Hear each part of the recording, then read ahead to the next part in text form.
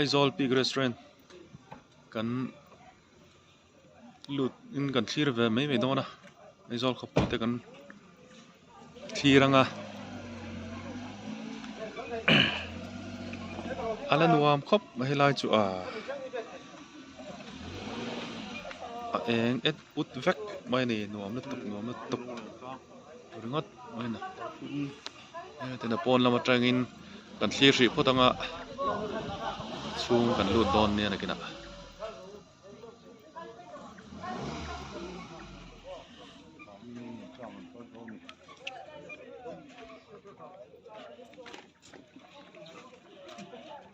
cho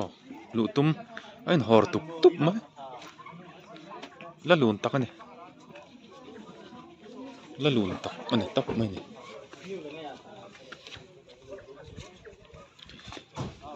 lut feang Mizoram Sarkarin zu khapna dan Mizoram Liquor Prohibition 2019 he mai ni samni buriat sang ni sam ko tang Mizoram chunga man turin abung tat chiar lo me o le hey le hang Aizawl Peak Restaurant kan lut chodona alat de ut mai helam chu hey moi khop mai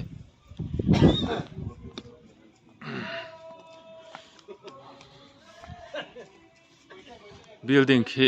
duangin la sa zau chi lo deu anga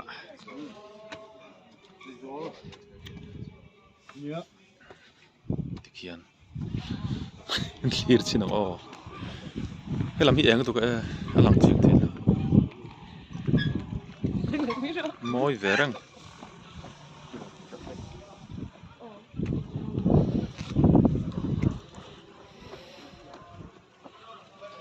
non lu tan dalam khania kulam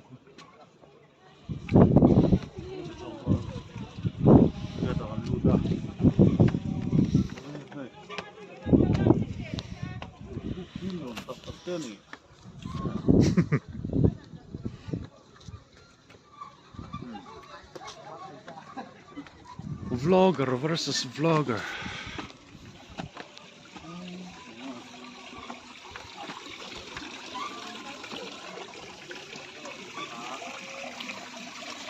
Sanga moi lut kan lang. Macet ni ah.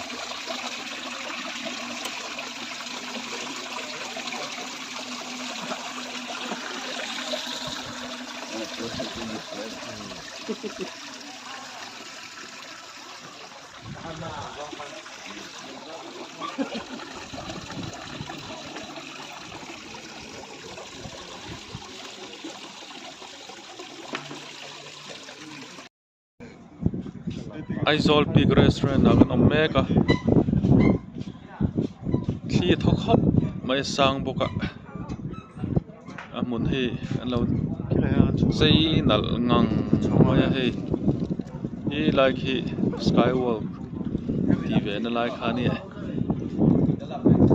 sang ve mai kal ham ngam o chuan he lama hian Aizawl lo lang le ta rap thap ta sang veu boka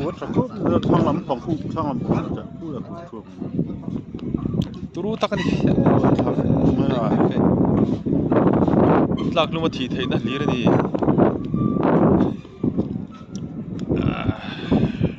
sa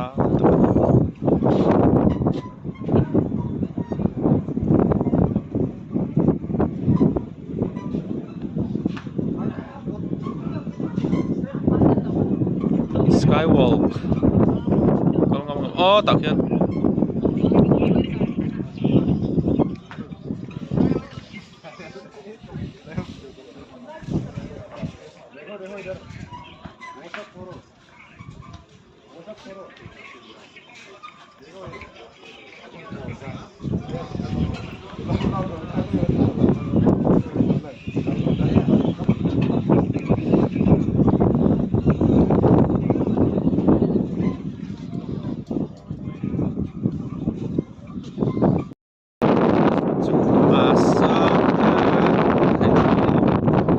Lereng ini bay, masa view ini